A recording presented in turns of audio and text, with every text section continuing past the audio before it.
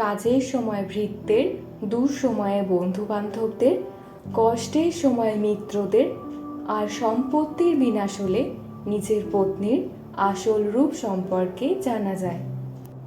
চাণক্য বলেন, যখন ভৃত্যকে কোনো কাজে নিযুক্ত করা হবে তখনই আমরা জানতে পারবো সে কতটা যোগ্য, সে সেই কার্য করতে সক্ষম কিনা।